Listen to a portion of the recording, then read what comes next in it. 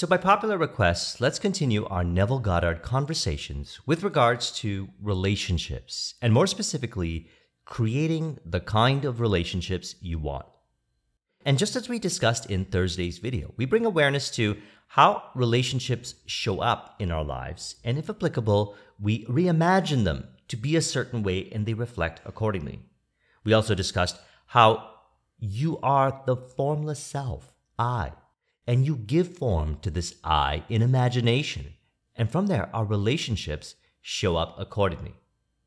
This is the part we want to remind ourselves of regularly, to recall that the cause is within. It is the imaginal act. Do not conform, be renewed in mind, Romans 12:2. From there we reimagine our relationships and they show up that way. Look back at your life. Any visible changes thus far you made, this is how they were initiated. Here we see Neville sharing it. And as a matter of fact, the lecture from 1953, where he says this, is titled, Changing the Feeling of I.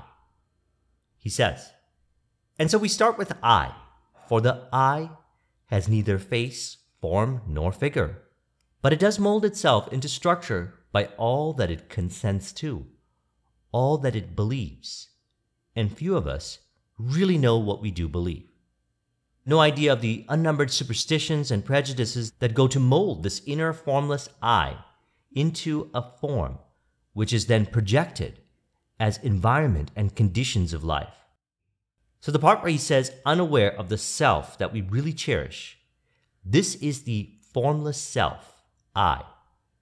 How we believe ourselves to be, how others to be, how they relate with us, how we relate with them, those are attributes of what we are imagining that reflect as the relationship conditions to this I.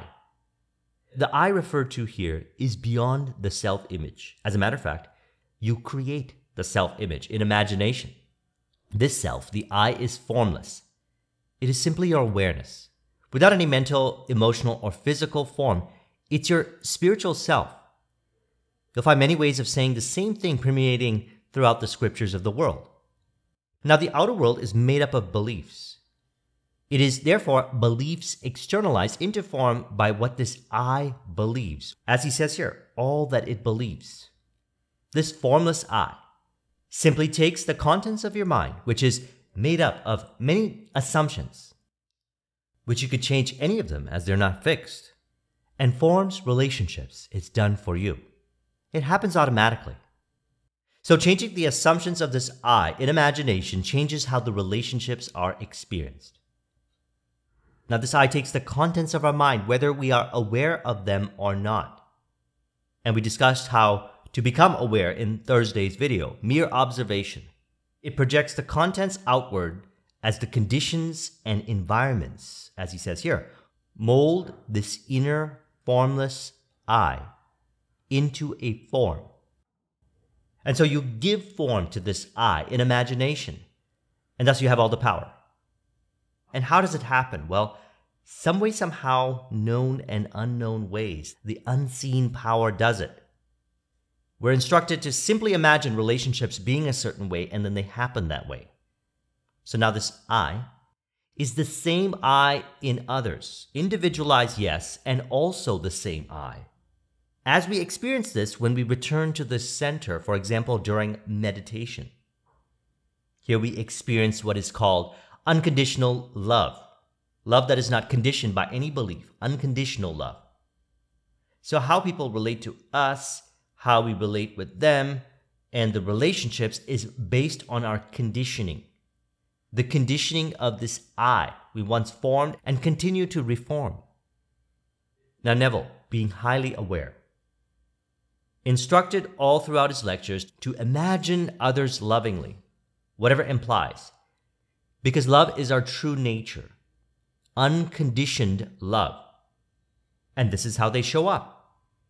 I believe we are here to experience love, love in the five senses.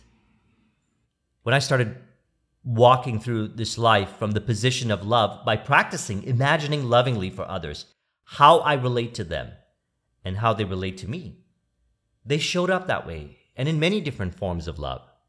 They may be romantic relationships, friendships, clients, friends, family, all by imagining lovingly.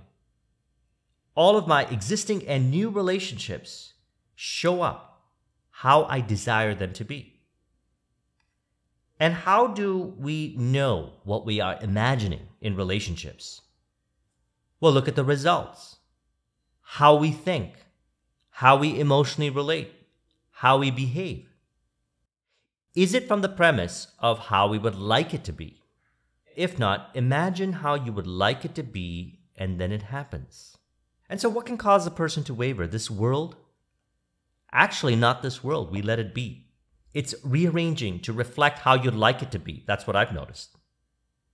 And if I reacted undesirably to the rearrangement, it helps to not shame or condemn myself, and condition it that way. I simply imagine that I already am the ideal I desire to be, and from this premise, I observe the changes occur without being overly identified with past beliefs no longer in harmony with how I'd like it to be. So whatever you associate to that I happens. So you might as well imagine what you desire. You came here to live how you want to live. And so let's talk about how, as he says here. The principle of least action governs everything in physics, from the path of a planet to the path of a pulse of light. Least action is the minimum of energy multiplied by the minimum of time. Therefore, in moving from your present state to the desired state, you must use the minimum of energy and take the shortest possible time. Your journey from one state of consciousness to another is a psychological one. So to make your journey, you must employ the psychological equivalent of least action, and the psychological equivalent is mere assumption. So again, metaphysics. All change is initiated in consciousness, and then it appears in our physical world. You simply assume that's the way it is, and go on with your life. It took some getting used to this for me since when I started applying the law this way. I was used to looking around for proof of the change, and this created overthinking in me. So I don't need it anymore. Instead, I am aware of the change and observe as it happens without looking for it to change. Do you see the distinction? And then the inner change reflects externally. It's done for you by the unseen power, and we need not worry about those details. Otherwise, we would be assuming unrelated attributes to that I. And what if one reacts to the world, seeming to suggest otherwise? Well, they may be past imaginings, externalized, and we do not need to give them any energy. For example, I noticed prior to going full-time in entrepreneurship in 2009, my relationships were a certain way. They were the way I once imagined them to be. Over the years of entrepreneurship, my relationship style changed. The way I operate as a whole changed, and more accurately put, I allowed myself, this I, to be how I desired, increasingly so over the years, and also how I desired my relationships to be also changed. So I assumed that's the way it is because that's what I desired. Harmonious relationships. In the earlier stages, it seemed that others were convincing me, so it appeared that way. That my style of relationships were not normal and I should do it this way or that way. The reality is, it has nothing to do with them. The reality is what was done in my imaginal act. They were only reflecting some of my past imaginings, and that's fine. We let them be. I don't argue with them. I might have playfully entertained the conversation, however. You see, the imaginal act was done, and that's what counts. So we let them be and imagine how we want it to be. And then those conversations eventually stopped. Nobody says those things to me anymore. And the relationships showed up exactly like how I imagined them to be, mutually desirable because it's not them. No one to change but that I. No one to change but self. This is the thing. To convince this world is a hit and miss for me. Unnecessary force and trying too hard. Instead, I imagine them a certain way and they show up that way. So you plant the seed with your imaginal act, water the plant, care for it, which is thinking, emotionally relating, and behaving from your vision. If we try to convince others, it might be a wise question to ask ourselves, what plant are we watering? And so if anyone says anything to seem to contradict your vision, it's totally fine. Revise it real time. I revise it real time in my mind, no argument. He refers to revision in state akin to sleep, which we've recently discussed. I'll link in the description to it. I also find it's easy to do this in the moment, real time. So for example, when I reimagine my relationships, if others seem to suggest nobody would love me if I'm a certain way, it means in my mind, others love me for being the way I want. If they say, I could never do better, I know in my imagination it's already done and better relationships happen. Or if they say, you'll always be alone, in my imagination there are many people like me and I meet them. And it all played out that way as harmonious relationships. And then I notice, they who seem to convince me otherwise would change as well. They don't say those things anymore. As a matter of fact, they start mirroring my ideal thoughts, and we go on to have mutually harmonious conversations. As he says in his revision lecture, when I meet people tomorrow that today disappointed me, they will not tomorrow. For in me I have changed the very nature of that being. And having changed him, he bears witness tomorrow of the change that took place within me. It is my duty to take this garden and really make it a garden by daily using the pruning shears of revision. Many years of sales also taught me this. We learn this. We show up ready to cross the T's and dot the I's because the deal is done. We don't show up trying to convince them to do the deal. The deal is done. If they don't sign now, fine.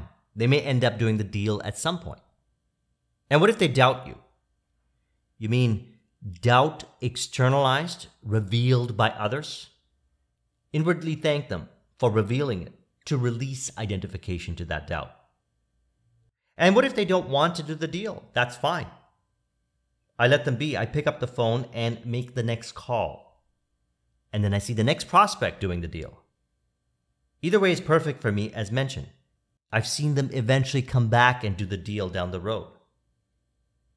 So imagine lovingly in the presence of others, all relationships. It reflects back as harmonious relationships. And if it seems to not appear like that right away, it's fine. Let them be and assume that reality is the way you imagine it to be, and they show up that way by your faith. So I trust you found this video to be helpful. Let's go ahead and conclude this with an auto-suggestion to further encourage. You could say, I imagine others into my reality from the premise of how I'd like them to be. Others show up, seemingly out of nowhere, to reflect my ideal relationships. I imagine what I desire in various forms of ideal, harmonious relationships, allowing them to show up and reveal the change that took place within me. I am aware of this wherever I go and wherever I am. For wherever I am is how I imagine it to be, and all who show up reflect how I imagine them to be. If you would like a copy of this mind map, the link is in the description.